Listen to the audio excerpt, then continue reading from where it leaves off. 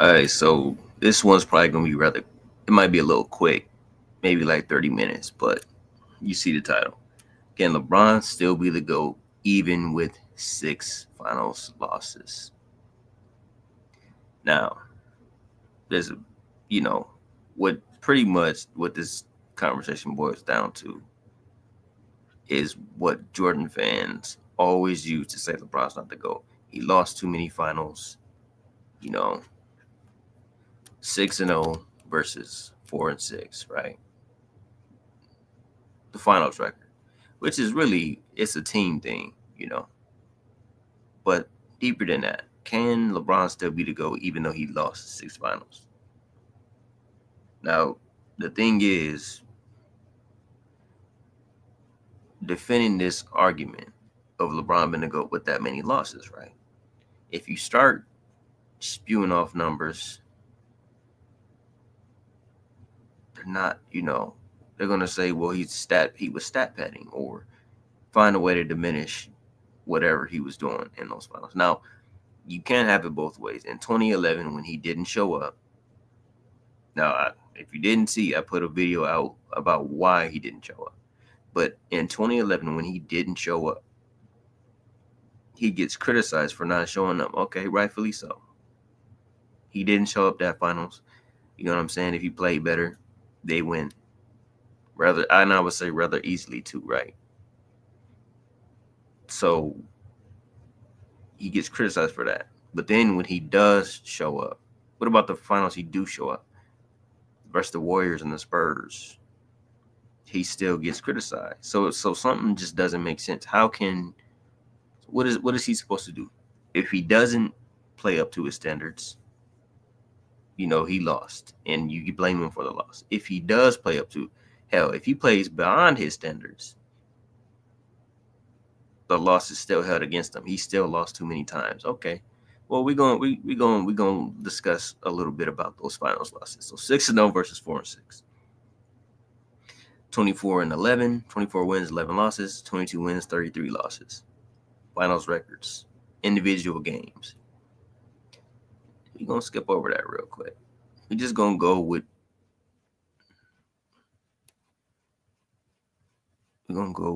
what LeBron did in these finals. Now we're gonna go with a competition real quick. Okay. So first we gotta start off with the fact that LeBron played better competition. Way better competition. Now, this is the Trailblazers. Now, the first team that Jordan faced was the 1991 Lakers, who had Magic, Byron Scott, and James Worthy ended up getting injured. And no Kareem, and this is not the Showtime Lakers, right?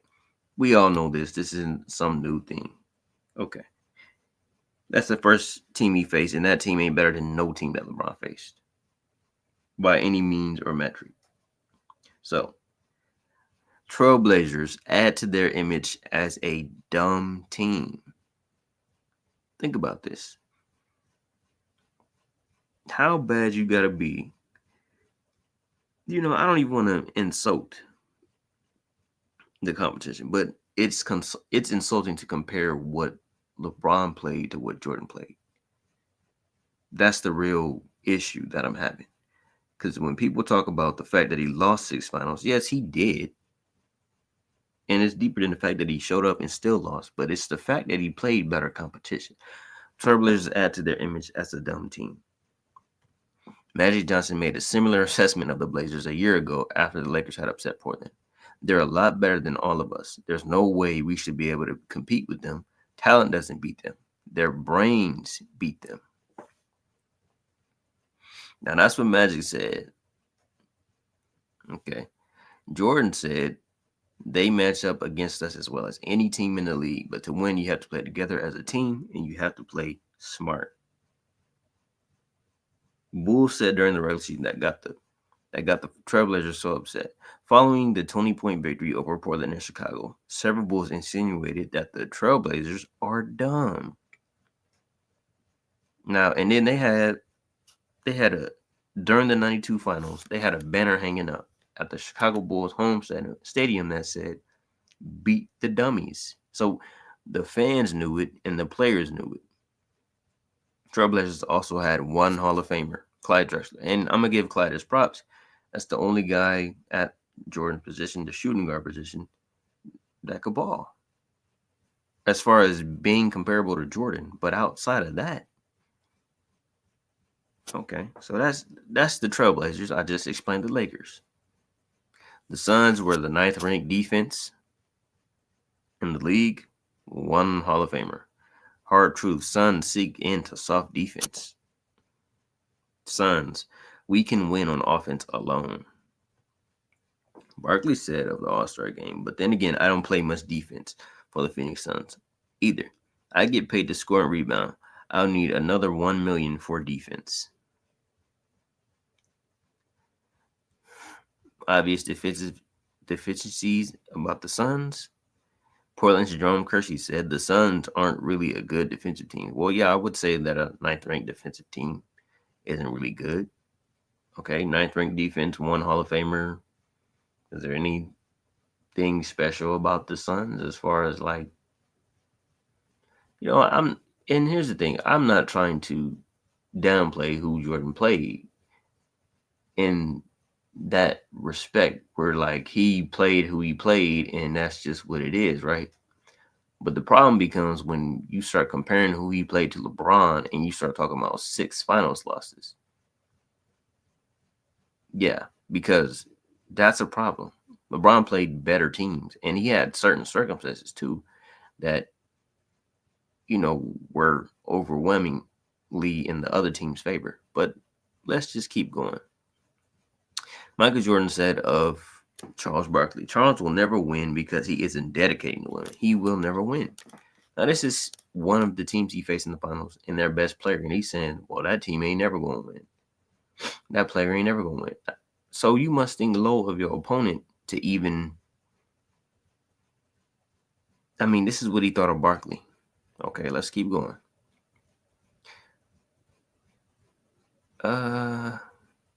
No. I probably should have listened to Michael a year ago when he said that Charles will never win a championship because he doesn't show any dedication, Pippen said. Now, this one's pretty bad.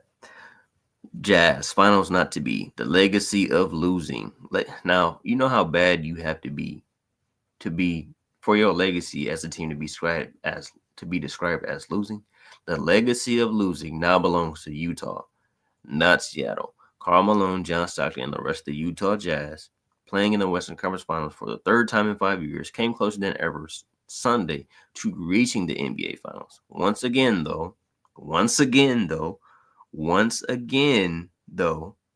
their summer will begin earlier than they wanted after a 90-86 loss to the Seattle Supersonics in Game 7. I don't know who was quoted as saying it's just a basketball game, but they blame LeBron for, when he said that and took it out of context. Either way, the legacy of losing now belongs to the Utah Jazz, not Seattle. So think about that. Legacy of losing. Those are the last 2 teams he faced. So we just went over who he faced. The 1991 Lakers, who were not the Showtime Lakers. He faced the Blazers, who were known as a dumb team that had one Hall of Famer. They were hanging banners about, in the stands. The fans were hanging banners that said, beat the dummies. Okay, so that's 2. The third team he faced was the Suns with one Hall of Famer and the 9th-ranked defense in the league, which is pretty much why Jordan averaged 41 versus them too. Then you got the Sonic and the Jazz, who were known for being losers. Legacy of losing. Think about that. The Utah Jazz scored 54 points in the NBA Finals. You can't name none of LeBron's opponents that did that. Now, I don't want to hear about defense because at the end of the day, it don't matter what kind of defense you play on any modern team or any team that LeBron faced. They ain't scoring that little. 54 points. And this is a entire roster scoring 54 points. And in the middle of that game, or towards the end of the game, the fourth quarter, Jordan was on the bench laughing. Now, do you think if he was playing the KD Warriors, he would have had a chance to even be on the bench laughing? I guarantee you this: the Spurs, the Warriors, the Heat, the Thunder, ain't none of them teams scoring 54 points. They ain't never did it, and they wouldn't do it versus the Bulls. All them teams better than what Jordan faced. But 54, but it's deeper than just them scoring 54 points in the finals. They scored 54 points, right? But LeBron scored 51 by himself. This dude, I'm not, what I'm saying is this: an entire team scored that versus the Bulls. We talking about a team. One player scored 3 less points. So I don't ever want to hear about, man, you cannot compare who they face to it. It's not even close. But let's okay, Jordan's competition, 1991 versus Lakers starting shooting guard. 4.5 points a game. This is Jordan's position. I always give Drexler his credit, 24.8 points a game. The Suns starting point guard, Dan Marley, 17 points a game. Hershey Hawkins, 13. Hornacek, 12 and 10. 12 points a game, 10 points a game. This is direct competition. And when you look at it, head to head, direct competition. Outside of Drexler, because I always give him his credit,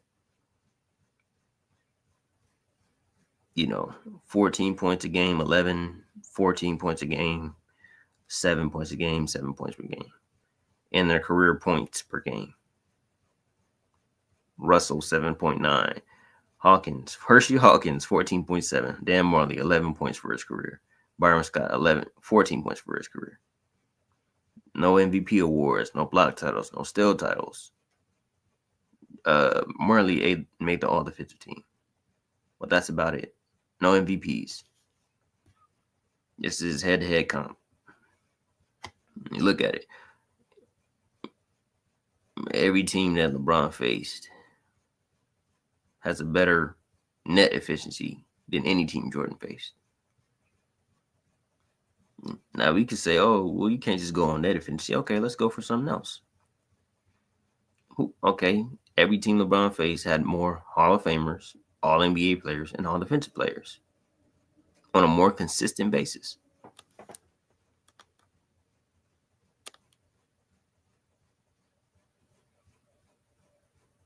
He was facing, 4 Hall of Famers multiple times and 2 All Defensive players, and just okay. 3 Hall of Famers. Jordan faced 3 Hall of Famers one time, and that was the '91 Lakers, and that it's not like it was 3 Hall of Famers in their prime. But let's keep going. Jordan also had more All NBA and All Defensive players on his team than LeBron did. Let's not talk about that. The opponent already went through that. Now look at this. A lot of people say Jordan never faced a team like the Warriors because that was his, the Bulls were that team. But look at this. What team did Jordan face that put up, where had 2 guys putting that up? 24, 6 and 7, 31, 10 and 6. Please tell me. And that's just 2 of them.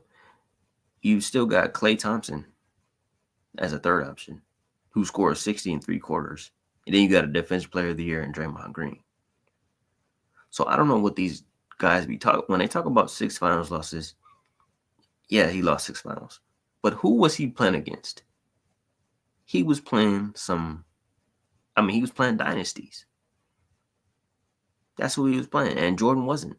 All the dynasties left the NBA when Jordan played in the finals. That's why he was probably in the finals in the first place. He played Jordan. They actually played the same amount of All-Stars in the first round because LeBron played Jokic in the first round. So 19 All-Stars is tied.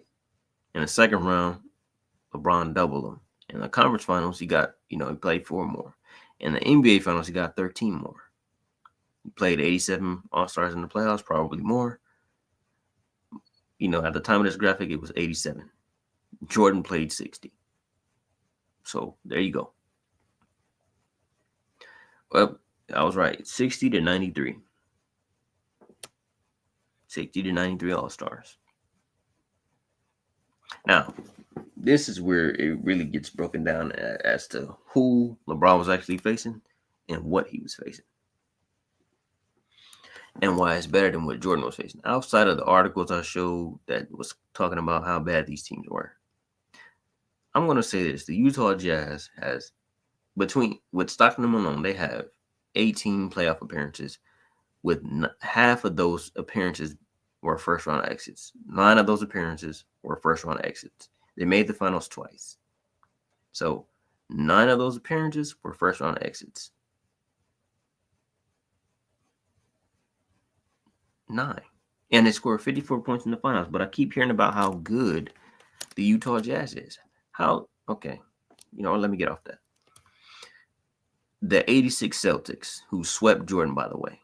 And, Hakeem at age 23 got more than one game from this same team at the same age as Jordan. The 86 Celtics went 40-1 at home. They had a 40-1 home record. Okay. In 2016, the Spurs set a franchise record for wins. They had 67 wins, and they set a 40-1 home record, and they actually had the record for net rating at that time, which broke, I believe, the 96 Bulls record for net rating. Okay, so they broke the 96 Bulls record for net rating. They set a franchise record with 67 wins, and they went 40-1 at home, which tied the record of the 86 Celtics, which is a historical team, by the way. This is what the Spurs did. So, okay, so far it's looking like the Spurs are a historical team, but let's keep going. Now, the season they went 40-1, which was 2016, is the same season that the Warriors went 73-9. It's the exact same season. So, what's the point? The Warriors went 73-9 that season. They had a 39-2 home record. The Spurs went 67-15 and had a 40-1 home record. The only loss comes from the Warriors. Their only loss. So these two teams, the Spurs and Warriors, which by the way account for 5 of LeBron's 6 losses in the NBA Finals, these two teams, the Warriors were 1 game off from setting a 40-1 home record.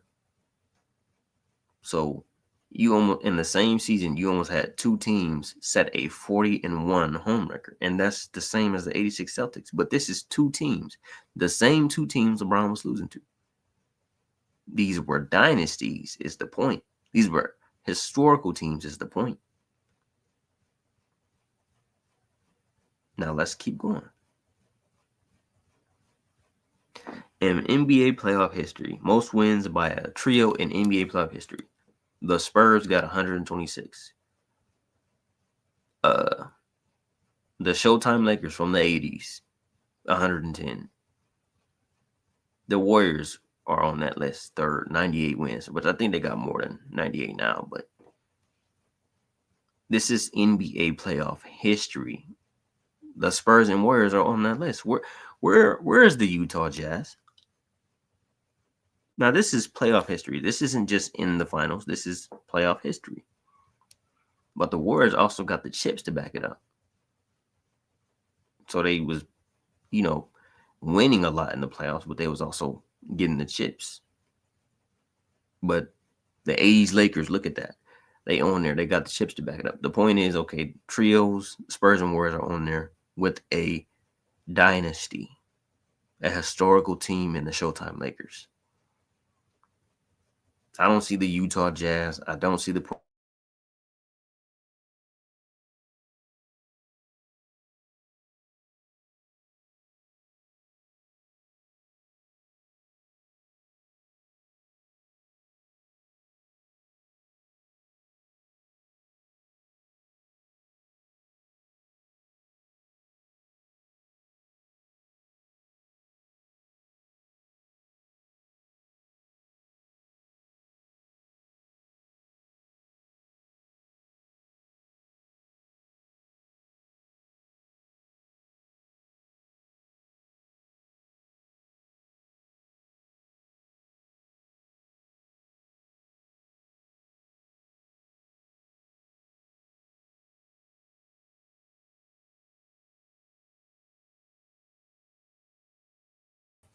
But I got kicked off.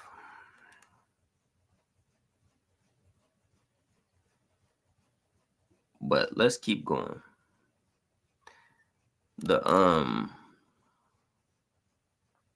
Now this is big threes, winning trios in NBA history.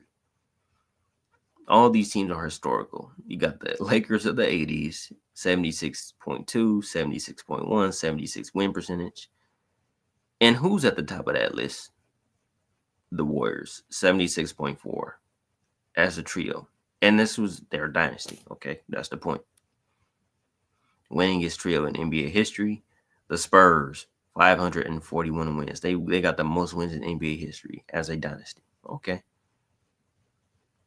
And the most finals wins by an all NBA trio in the last 50 seasons. Bird, McKellen, Parrish got 16. Thompson, Curry, and Green got 18. Duncan, Parker, and Ginobili got 19. Okay. So the Spurs and Warriors are on this list. The 86 Celtics are on this list. Historical teams. Like I said, I don't see the Utah Jazz here. I don't see any of those teams. Now mind you, they have 19 playoff appearances.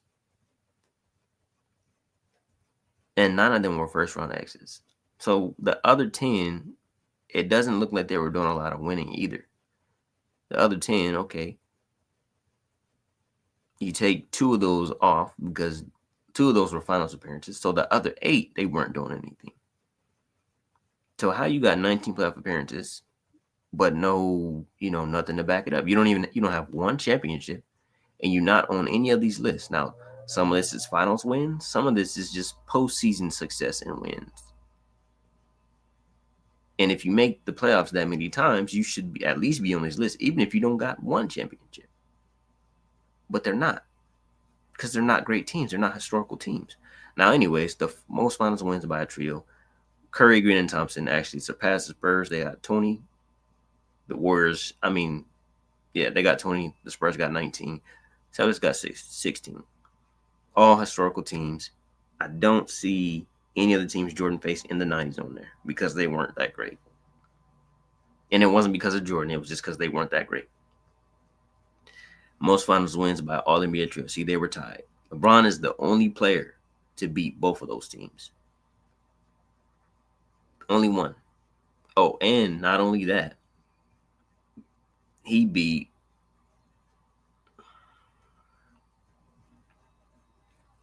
only player to beat the Warriors in the Steve. Hold on. He's the only player to beat the Warriors in the Steve Kerr era before they got to the NBA Finals. He's the only one to do it. No other player has done it. So that means, every other time they were getting to the finals with Steve Kerr. He did in 2023. He's the one that they ran into and he prevented them from getting there. He's the only one to prevent them from getting there. And he's the only one to beat both of these franchises and dynasties, historical teams. I showed you that they're at the top in NBA history. Okay. Most finals wins by an all NBA trio. Last 5 decades, the Warriors got 20, the Spurs got 19. Most winning finals trio in the last 50 seasons. When you look at the win percentage over a 4-season span, the Warriors from 2015 to 2018, 79%. The Warriors from 2014 to 2017, 77%. You got the Bulls from 95 to 98, the Lakers from in the 80s, right? But the point is, all these historical teams, dynasties. And this is why I always say it's the difference. Jordan was a dynasty. Jordan and the Bulls were a dynasty in the 90s. The difference is every other dynasty, as far as like the 80s Lakers, the 80s Celtics, the Warriors, and the Spurs, every other dynasty had to face another dynasty, right? Every other dynasty had to face another dynasty. Every single last one had to face another dynasty that I just named. The 80s Celtics, the 80s Lakers, the Warriors, the Spurs, right? The Spurs and Warriors did face each other, and they also faced LeBron, right? But the point is, look at it like this. This is what I'm saying. Everybody else that I just named had to face another dynasty. The Bulls didn't. Now, you could say this is because they were the dynasty. No, that's not why. It's because the competition wasn't steep. The Lakers of the 80s and the Celtics of the 80s are both dynasties. They have historical records. They're both historical teams, and they face each other. They were dynasties. The Warriors and Spurs, dynasties. The reason the Bulls never faced a dynasty is because all the dynasties got old and left the NBA. That's why. Now, when you look at the winning percentage, the winning percentages of the Spurs and Warriors, they're the highest in NBA history. In NBA history, that means over the 80s Bulls, over the 80s Lakers and Celtics, and over the 90s Bulls, too. And these are the teams LeBron is facing. Then when you look at 2014 to 2015 to 2018, and then 2013, 14 to 2016, 17. LeBron beat one of them teams. He beat the 2016 Warriors. So he beat one of those teams that was in this highest win percentage in period of dominance. Now, I don't need to keep showing that he played better competition. I think it's pretty obvious at this point. Like, look at this. Okay, so they always talk about 6 finals losses, right? Look at this. This is who he brought to the finals. Jordan Clarkson, J.R. Smith, Larry Nance, and I think Jeff Green. And he went up against this. And dudes want to talk about he lost 6 finals? You think Jordan would somehow win with this team? You think swapping LeBron out for Jordan would somehow change the outcome of this? A team with 2 MVPs in their prime, 4 All-Stars, and a Defensive Player of the Year, with the second and third best player in their prime on one team. Okay. You think Jordan playing with this is going to somehow result in a win? And I don't even think Jordan gets to the finals. Because if you look at it, for LeBron to win the series versus the Pacers, he had to lead both teams in everything but steals, and he was only 4 steals short. No, he was 7 steals short of leading both teams in everything. So he led in points, rebounds, blocks, and assists. And he was 7 steals away from leading both teams in everything, which only he's ever done it. Okay. Then you look at, he had to do the same thing here to win this series. He was 4 steals shy of leading both teams in everything, which, like I said, only he's ever led both teams in everything in a playoff series of any length in NBA history. And he did that versus a 73-win team. And they proceeded to add the second best player in the world after that, which is how you got this team. Okay. So I've shown that LeBron's played better competition. That's not even a real question. The only teams that Jordan played that was comparable to what LeBron played in any instance were the teams he played in the 80s. And Jordan didn't win versus those teams. But see, this is the point. You could say, oh, he didn't have help, that's why he didn't win. Okay, fine. I'll accept that. But when LeBron don't have help and he loses, it still counts against him, right? And even if you say that, and we could, okay, it's like saying this. If you gave Jordan the help he needed in those years, and he faced the 86 Celtics and all those teams with help, right? Let's just say he faced all those teams in the 80s, the Bulls, the 76ers, the Celtics, the Pistons. And he had, I guess, the stuff he had in the 90s. Okay, Jordan would win some chips, right? But versus those dynasties and historical teams, is there anyone that thinks he would still do the same thing that he did in the 90s, which is go 6-0 in the NBA Finals? So he would three-peat twice versus Bird and the Celtics, Magic and the Lakers, right? For the people that's saying that. Now, this is what Jordan's record was looking like in the 80s. Pistons won all 3 head-to-head playoff series through the 1989 and 90 Eastern Conference Finals. The Pistons in the regular season were 20-10 versus the Bulls.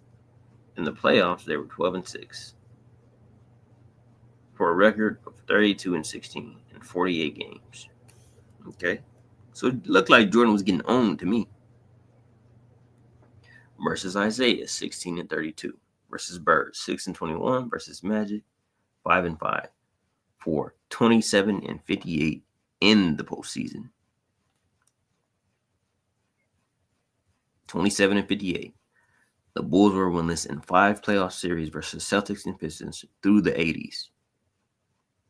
Okay, so how do Jordan fans explain this? What are they going to say? How are they going to explain this? 4-15, 10-16, 0-6 versus Bird in the playoffs? He not. There's no team that could say LeBron never got a game versus me. They could say, okay, the Kevin Durant Warriors could say he didn't get a series versus me. But there's no team that could say he didn't get a game versus me. Bird could say Jordan didn't even get a game versus me. Forget a series, he didn't even get a game. He's 0-6 versus Bird. Look at that. So look at that record. Now, what are Jordan fans going to say? He got 0 chips without Pippen, 0 Finals MVPs, 5 losing seasons, 0 winning seasons, 154 and 170 combined losing record, never got out the first round, 1-9 combined losing playoff record, missed the playoffs twice on the Wizards. This is without Pippen. Now, what are Jordan fans going to say to defend his negative record? They're going to say, look at the numbers he put up, 27.4, 8 a game, 4. Okay, you could say that, right? But when LeBron puts up numbers, 28, 10, and 7. Hold on, no, that's wrong. When he puts up 28, 7, and 4 on 57% shooting and leads Miami in points, rebounds, assists, and steals, and still loses, it's his fault.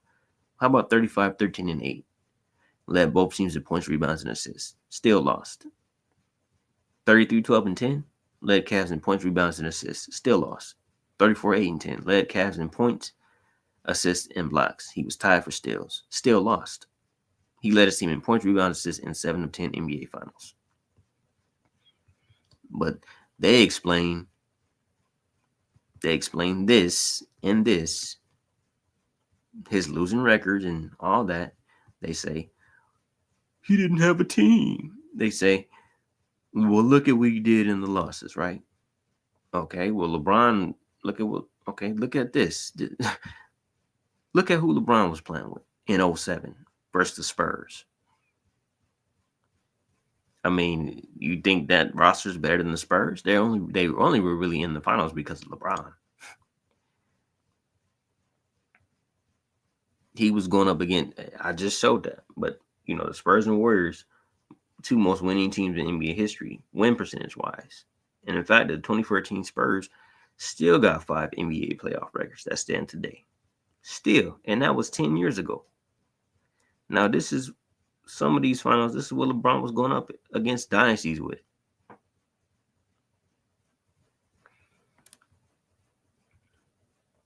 Okay, if you want to say the 4 series Jordan did, okay. Well, what about the 4 series when LeBron went 1-3 versus the Warriors? He averaged 33, 11, and 9, and he put up better numbers than Jordan did. Is that? I mean, I guess it's stat padding because it's LeBron. He still lost too many times. I mean, Bron outplayed Wade and Bosh combined, but it's his fault. Led his team in everything. 51, 8, and 8, 48, 8, and 8. I mean, this is the numbers he's putting up. But he does not get a pass because he's not Michael Jordan. But Jordan can perform and lose, and then they say his team wasn't good enough, or they say, look at how he performed. Well, LeBron performed in the majority of his finals and still lost. There's really only one you could say he didn't really perform, and if he performed, they would have won, and that's 2011. Now, I explained what 2011 is, but okay, fine. If you say 2011, fine. But that's not the reason why it has to be 6 finals losses is because 2011 is not enough it's not enough of an argument for his entire career. So they have to just pin all the losses on him and say he lost too many times. Look at his losing record. So at the end of the day, that's just how it goes. He lost too many times according to them, but we'll give Jordan a pass for putting up numbers and losses. So they don't keep the same energy.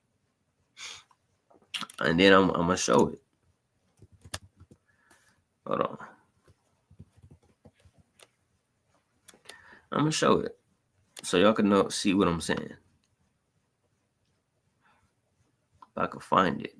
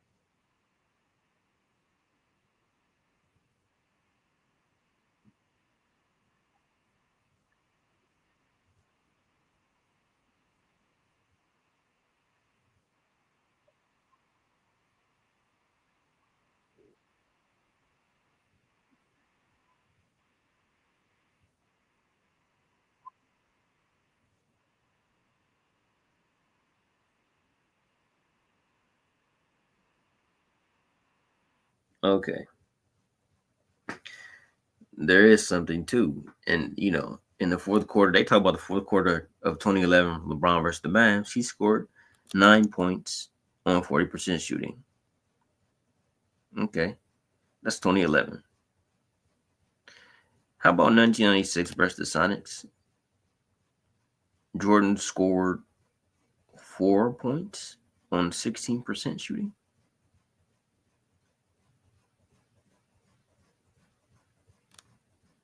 in games 4, 5, and 6.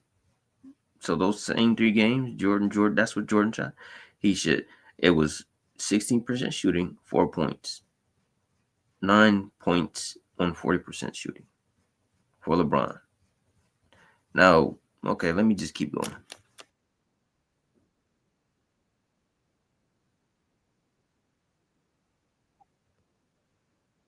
Okay, even if he did, let's just say he did, he bought out every time.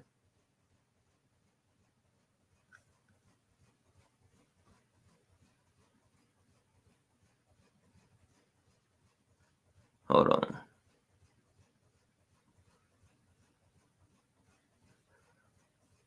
Yeah, let's just say he bought out every single time, right?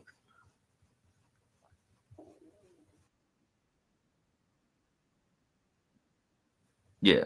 Okay. Let's just say he bought out every time. So I guess he gets a pass because he bought out. Now, notice that. So he's giving Jordan a pass because Jordan bought out when he lost, right? I guess that's just something that he does. Jordan gets a pass and no other player does, right? Okay. I could show that that's false, that he didn't ball out every time he lost. But let's just, for now, let's just give that a pass. Let's just say he's right. Jordan bought out every time he lost. Okay.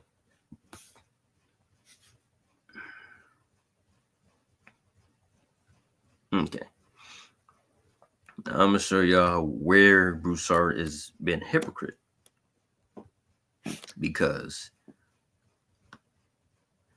if I could find it, I mean,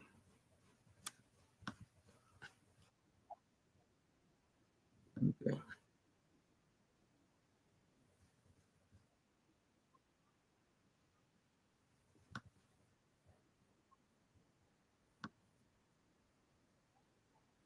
Okay, so first, I need to explain this. Nick Wright's going to ask Chris Broussard a question about,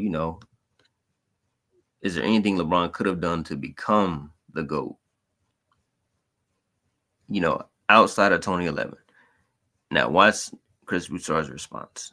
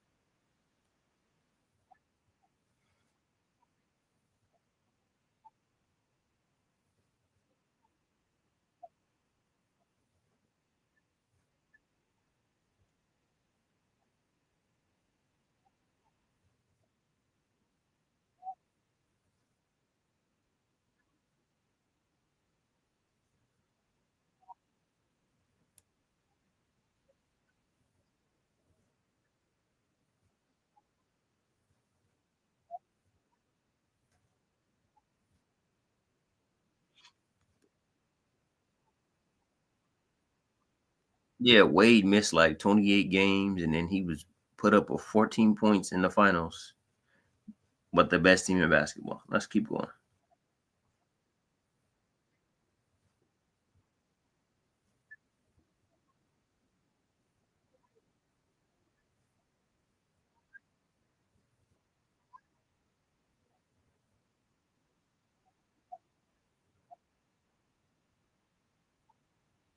See, but this is typical Jordan fan thing. Don't even allow him to get his take off. He said, set it aside, and we could argue about it in a moment because he's trying to get his take off. He's going to go through every finals performance that LeBron had after that, win or lose, and he's going to say, I'm just let it play.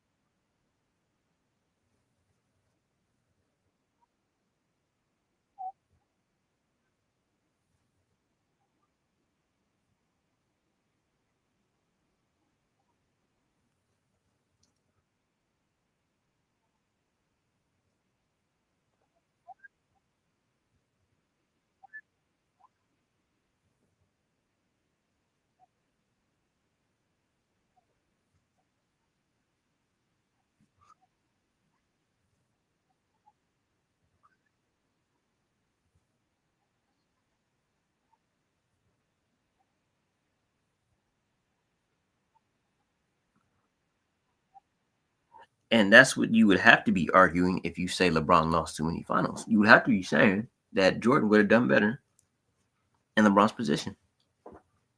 That's what you would have to be arguing.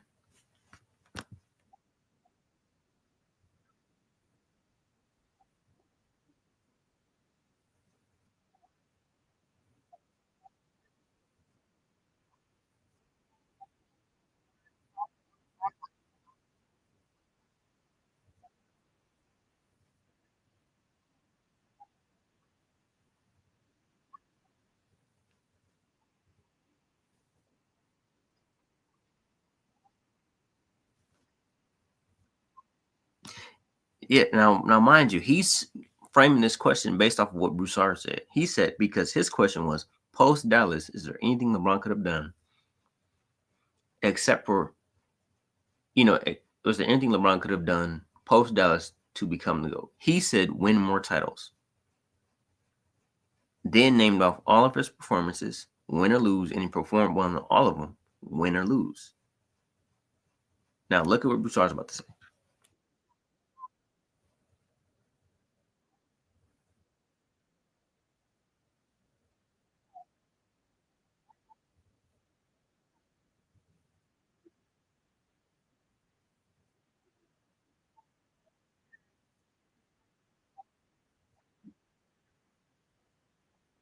Because he wasn't playing nobody, man. I'm tired of this about Michael Jordan and he wasn't playing nobody, bro. Now I want to go back to what he was saying.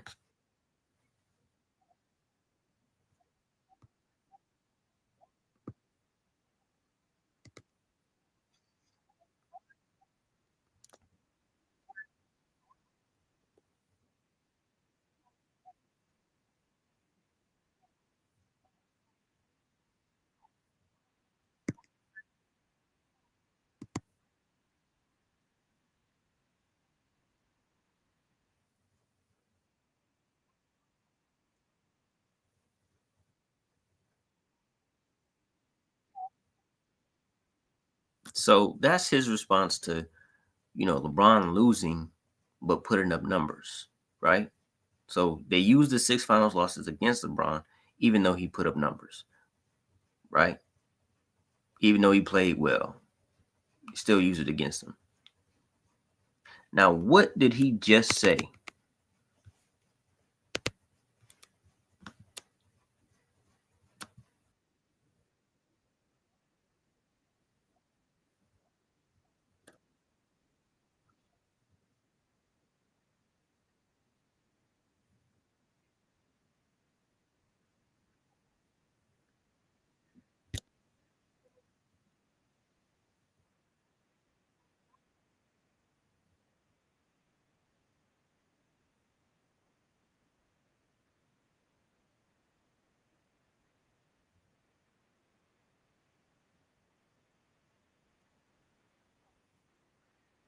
Okay, so that's hypocrisy because okay, how do we know that Jordan balled out? How do we know that? What do you think Broussard would say to prove that Jordan balled out? What is he going to say? You know, what is he going to what argument is he going to come up with? He's going to say, well, look at the numbers he put up, or we could look at the footage, the numbers he put up. That's how we know he balled out, right? But when LeBron puts up numbers in his losses, he don't get a pass. He don't get, people saying, he balled out and he still lost. No, he got six finals losses. He lost too many finals. So it's a double standard. It's hypocrisy. And you can't say on one hand when Jordan balled out and he didn't have a team, he when he balled out and he didn't have a team and he lost, at least he showed up. But when LeBron shows up in the majority of his finals and they still lose because they losing to the better team, you can't still in that same sentence say six finals losses. That's the point.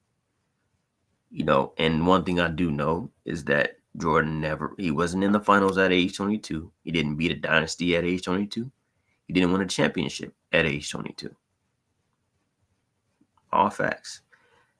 He never lost Pippen and Grant or Pippen and Rodman in an NBA Finals series.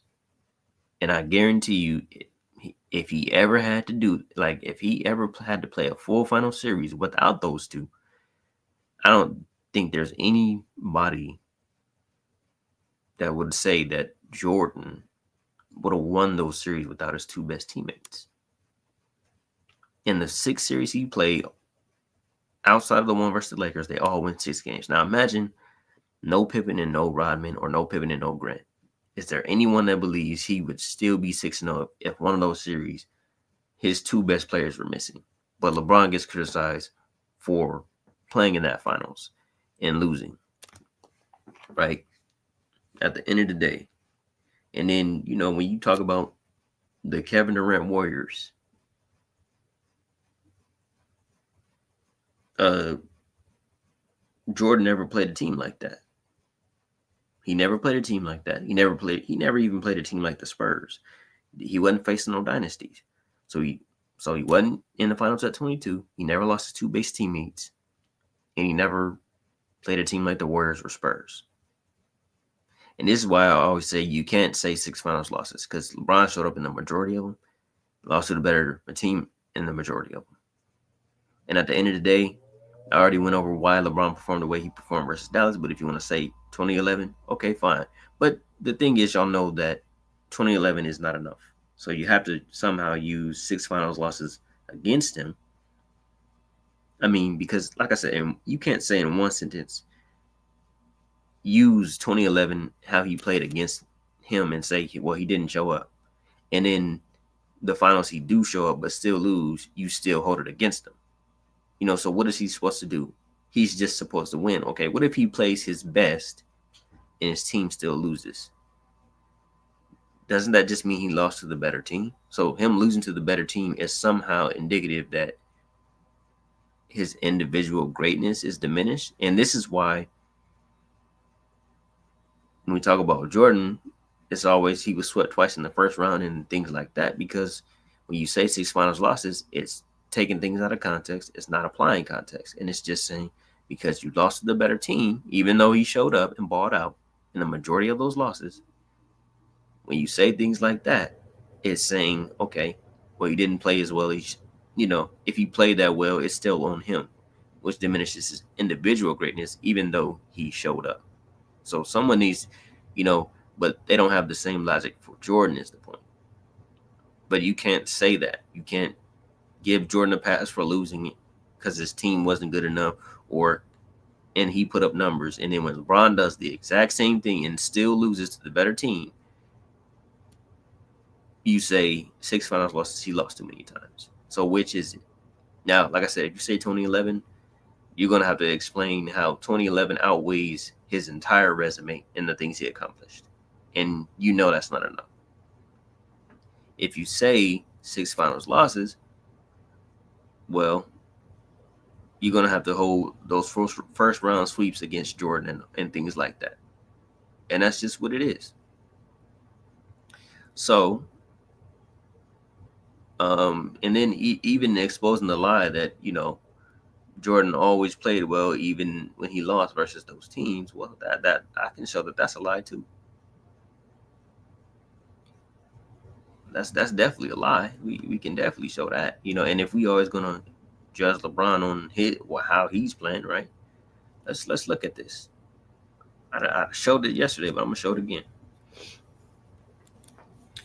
Jordan rules, Daily called them, held the Bulls started 13 shots a day later in Game 4, and then last Wednesday in Game 5 to a preposterously low 8. 8 shots. How far removed was Jordan in a 30-minute, 52-second span ranging from late in the first quarter to midway through the fourth? Jordan scored 3 points. 3. Game 4. Okay. Jordan went scoreless in a span of 20 minutes during the second and third periods and didn't record his first and only dunk until the 4:17 mark of the fourth quarter. 3 for 10, 2 for 5. Okay. For long passages of time, it was easy to forget Jordan was even in Wednesday's game. He seemed almost in a sleepwalk, taking only 4 shots per half. Was anything wrong? ? No. Jordan said, I just never felt I had the situation where I could take over the game and do what you all thought I was going to do. Michael certainly couldn't have been worn out from shooting in the fourth quarter. He took 1 shot. Repeat. When the Bulls were still in the game down the stretch, when a 3-2 series edge was there for the taking, Michael Jordan took 1 shot. 1 stinking shot in the fourth quarter. It was foolhardy enough to envision the Bulls getting Jordan any less than the 15 shots he took in Game 4. But 4 of 8 from the field with 1 shot in the fourth quarter, something is up. They had this dude plastered in news magazines because of his performances. But Jordan fans will tell you he never had any mishaps or meltdowns or failures. 1 shot in the fourth, 8 shots the full game. Oh, okay, I guess it's cool because it's Michael Jordan. He did not plead fatigue, but he did not have to. You could see it in the shots and in his eyes. And I also got video footage that I'm gonna show again. I showed it yesterday. He was mortal fighting, exhausted, And on wobbly legs and fatigued arms, he claimed both free throws harmlessly off the rim. He scored only one field goal in the final 12 minutes. In Game 4, Jordan managed 2 field goals in the last 41 minutes. In Game 5, he took 8 shots all night. In Game 5, he took 8 shots all night. In Game 6, he hit 5 of his first 7 shots, but only 8 of his last 19.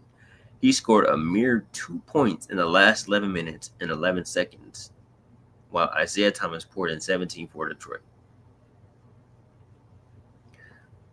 Now think about okay, so when you talk about Game 4, 5, and 6 versus the Pistons, I wouldn't say this is balling out, but okay. In Game 4, he scored 23 points on 33% shooting. He had the worst shooting percentage out of every Bulls starter. He had 2 field goals in 41 minutes and went scoreless for 20 minutes. Game 4 was winnable. Detroit shot 36% from the field, then scored on 7 of their last 11 possessions. Scored 10 points in the first 9 minutes of the second quarter. Missed 15 free throw attempts, shooting 31 to 46 from the line. And was only up in the fourth quarter by 4 points. Bulls only lose by 6.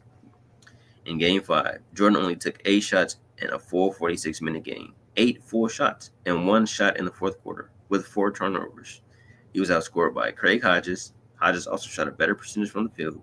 He was outscored by Mark Aguirre and bench player on the Pistons, Benny Johnson, who played only half the minutes Jordan played, aka 23 minutes.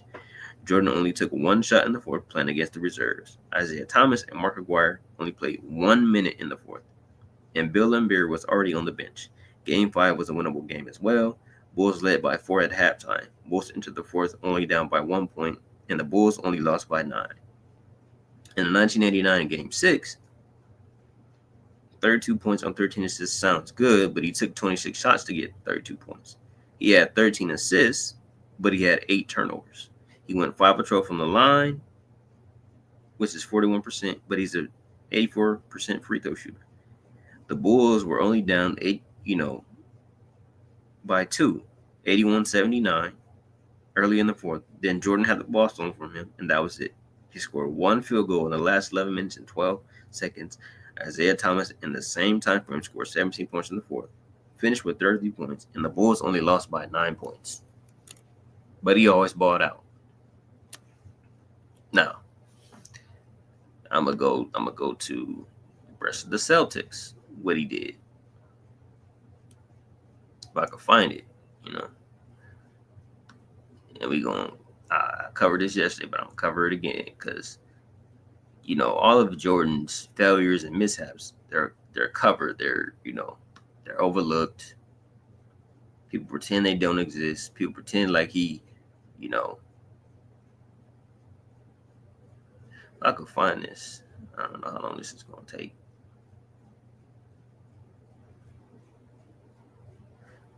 Oh yeah, there we go, right here.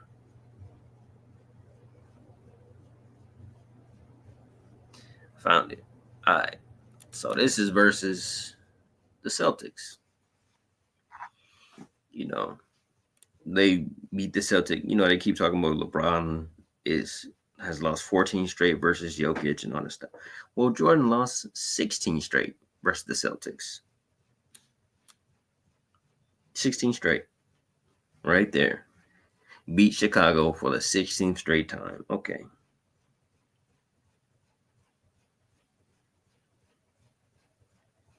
Okay.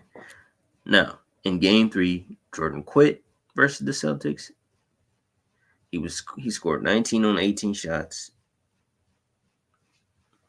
And outscored by fast food manager Danny Ainge. His teammates Dave Corzine and John Paxson also outscored him. We should beat Chicago without any question, said Danny Ainge. The satisfaction isn't holding Jordan to 25 points and losing the game. It's in him scoring 50 and we win by 10 or 15. Bird said, we want everybody else to stay out of the game, Bird said. It makes it easier on us. We like one guy to shoot the majority of the shots. Kevin McHale said the Boston Celtics wouldn't sit still for another night of Michael Jordan's magic show. Okay. The Celtics double teamed Jordan in game three. In the first game, Michael scored 49 points, but we still won easily. After that, you're thinking your strategy is pretty strong. Then you make some adjustments after that second game when he almost beat us single handedly. So, what I'm saying is they weren't even double teaming him the first two games, which is why he scored 49 and 63. And in the third game, he dropped off to 19 points. That's why. Okay, hold on 1 second.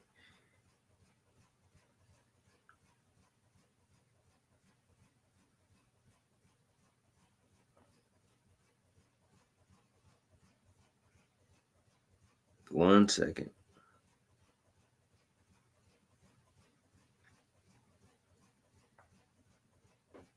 All right. They double teamed Jordan in game three. In the first two games, they weren't, they just let him do what he did. He scored only 5 points in the last three quarters. Now, this was Jordan after game three. I couldn't really do what I wanted to do, and he had good team help. This was a different defense, different from what I'd seen the whole series. Okay, so that's in game three. Last year, this is in 1987, our plan was to just let him play. That was their plan in 1986 until game three. We had a lot more success in the third game, which is when he scored 19 on 18 shots when we double teamed him. Now imagine LeBron going into a series and the team's game plan is to just let LeBron do what he wants to do. You don't double or triple him. Single coverage, zone defense is illegal, and that's it. You let him do what he wants. And that's, you know what I'm saying? Like that, no team walks in with that game plan for LeBron, but that's what they did for Jordan. That's why he scored 49 and 63. Now, anyways, okay. Even then, the Bulls had a chance trailing by two and taking a timeout after Parrish's net movement. Michael Jordan brought the ball up, picking up his dribble on the left side where it was deflected by Larry Bird, no harm done. Then Jordan stood like Stonehenge until, with maybe 11 seconds remaining, he jumped up, was caught with no shot, and tried to dump it off to a teammate, Brad Sellers, coming around off the baseline. Literally, Sellers was technically out of bounds for the game, losing turnover. Oops. Michael Jordan makes a big mistake. This is just showing that he wasn't this perfect player that everyone tries to make him out to be. They all have flaws. Now, if we judge Jordan off his flaws, so far it's looking pretty bad for Michael Jordan. Now, most of this stuff ain't on footage because they're not releasing these games because they want Jordan to remain perfect. Okay. Michael Jordan, okay. They should have lost the game.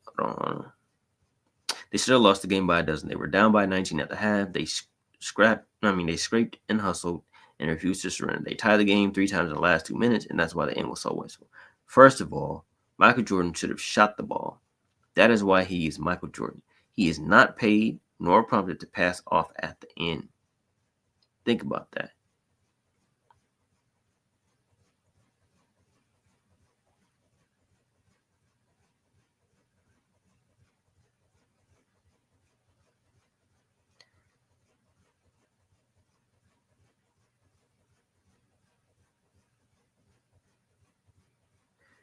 Okay. Even when Sellers isn't wandering blankly out of bounds as if he were part of the audience instead of the action, I would take my chance with Jordan. But it is Jordan's choice, and he chooses not to shoot.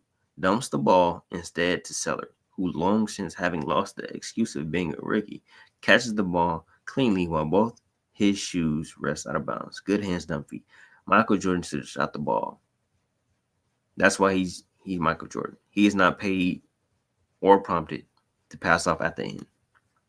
The last 4 minutes, Jordan shot the ball 3 times. He scored 0 points. And I think this is game 2. At the most critical point in that stretch, his team was outscored 10-4. They were waiting for the guy to make it all happen. And while they did, the Celtics marched off with a 105-96 win and a 2-0 lead in this mini-series that could be canceled by Tuesday night. This is after game 2. He blames his teammates. I could feel them standing around a little more, Jordan said. That automatically works in Boston's favor. All they do then is double team me, make me give up the shot to a guy who might not make it. At spots in the game, we heard Boston with our players, but it was in the last 4 minutes. But he blamed his teammates. I could feel them standing around. The same stuff they say LeBron does, which I've never heard LeBron blame his teammates, but okay. 10 straight playoff games. Every time the teams have met in the postseason, the Bulls have lost to the Celtics. 3 straight fourth quarters. Jordan can quote verbatim. This basket, that turnover, this misdirected drive, in which the Bulls were either tied or led, only to lose. We did the job on ourselves, said Jordan, who was 0 for 6 from the field, six points in the final period. Okay. Now, in 1986 and 87.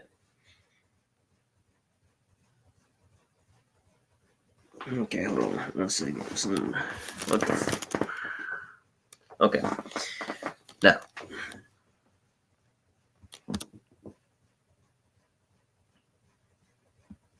if I could. All right. So the first 2 games in 1986, they weren't even guarding Jordan in a serious way. First of all, zone was illegal. And then he wasn't even been double teamed. And by the time they did double team was game 3. So he went from 49 63 points to 19 points on 18 shots. Outscored by Paxson and Corzine, which were his teammates. Now, what is the point? No team has ever walked into a playoff series versus LeBron and said, let him do what he wants to do.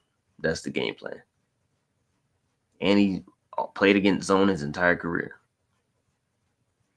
Even the 2011 finals, they played zone, right? Something that Jordan didn't play except for in his Wizards years. And something that Jordan said if zone was allowed, he wouldn't have had the same career he had, and stars might go out. Now, the point is this.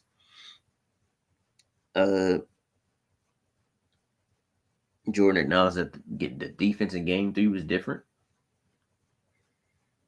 than from the rest of the series. In 1987 versus the Celtics, the Bulls had the lead in the fourth quarter of all 3 games. They were winnable. McKell and Watson were both out for game 3. In game 1, I said he stood like Stonehenge. Okay. I already explained all that. Jordan fans claim he could never beat Boston, but he had a missed shot to win in overtime, a turnover in the last possession, 0 points in the last 4 minutes of a close game, and he led in the fourth,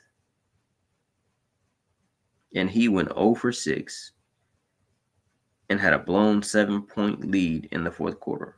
4 out of the 6 games, 3 games in a row. To summarize, he lost 4 games tied or ahead in the fourth, but he gets no blame. He vanished at the end in the clutch at the end of elimination games and gets no blame. So in the clutch, where he was supposed to be, the GOAT Michael Jordan, he was missing buzzer beaters. He was missing missing shots, turning the ball over, passing them teammates who were out of bounds. Okay.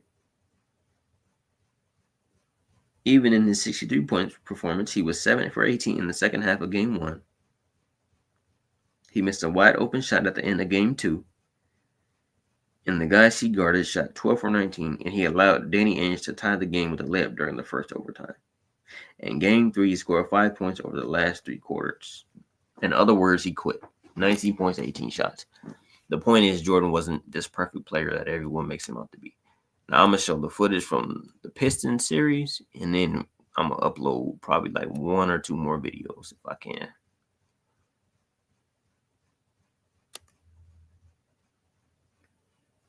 If I can do that, I don't know.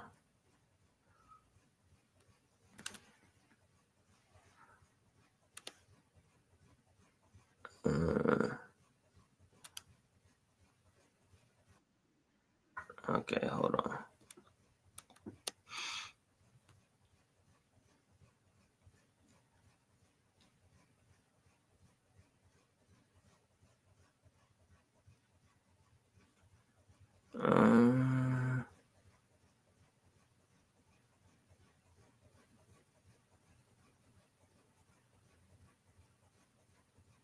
Okay.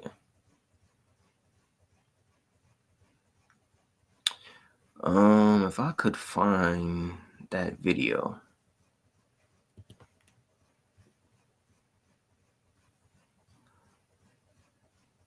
My video. It's somewhere. Okay. I think I found it.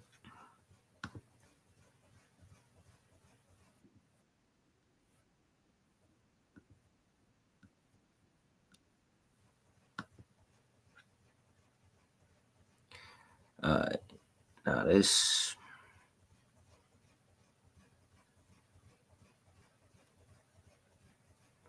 All right. We're going to look at this for a little bit.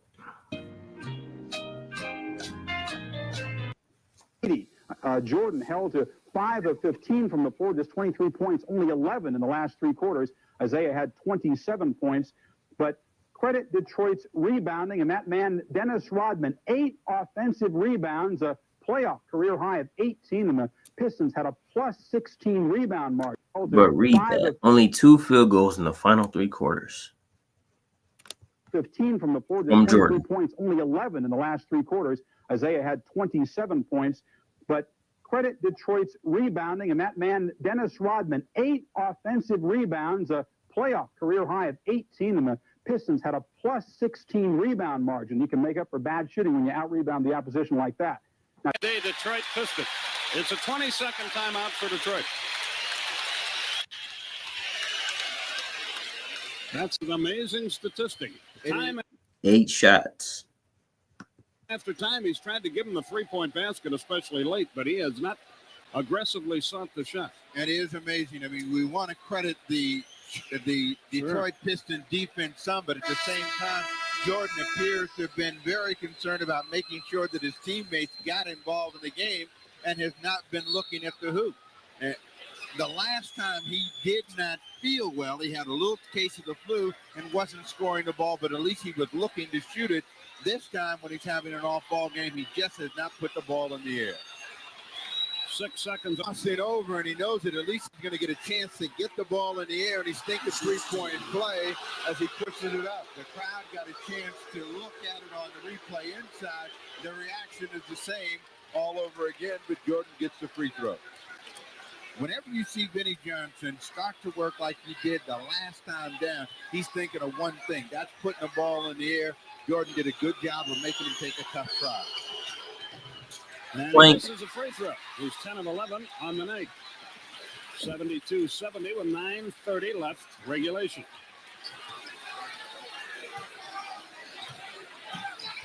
Dumars into the lane on the run. High arc. Banged it up too hard. Rebound. Deflects out to Corzine. Vincent with it. Almost over and back. Michael Jordan with it.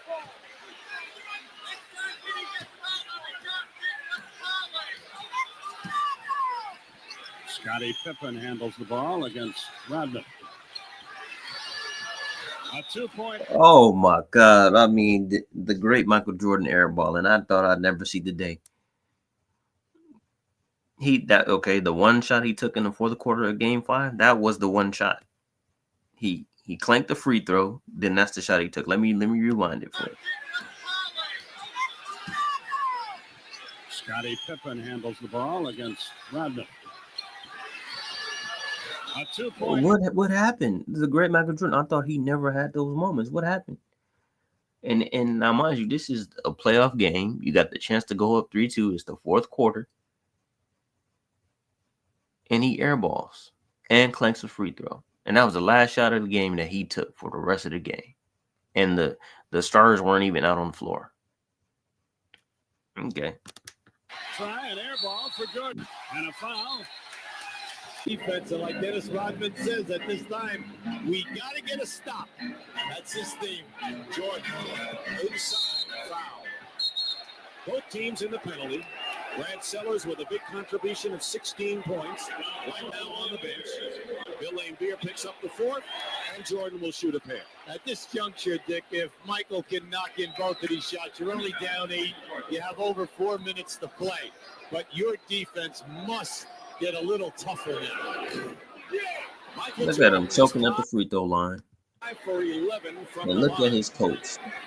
Look at Jordan. No, I ain't trying to bag on the dude, but look at him. He looking nervous. He choking at the end of the game at the free throw line. Look at his face. All you gotta do is hit the free throws at home, mind But you. your defense must get a little tougher now. Michael Jordan is 5 for 11 from the line. And the Look at him. Chicago Bulls are having their worst free throw shooting game of the series. It couldn't come at a worse time for them. Well, you can see, the anguish on Doug Collins' face. He feels every one of them in his stomach. Clank both the free throws. Clank both of them. And that was the game he shot 41% from the line with 8 turnovers and went scoreless the last 11 minutes. Now stop saying that Jordan was perfect. And yes, LeBron can still be the GOAT with 6 finals losses. I mean, unless you're going to hold all the first round exits against Jordan, the first round sweeps, all the losses versus the Pistons against Jordan, then yes, LeBron could still be the GOAT with 6 finals losses. If LeBron choked 6 finals, I would say no. But if he shows up and he still loses, how does that diminish his individual greatness because he lost to the better team? When Jordan lost to the better team, but he just lost to the better team and he gets credit for performing. When LeBron does it, 6 finals losses, he lost so many times. So, that's the end of that video. I'm about to make one more or 2 more.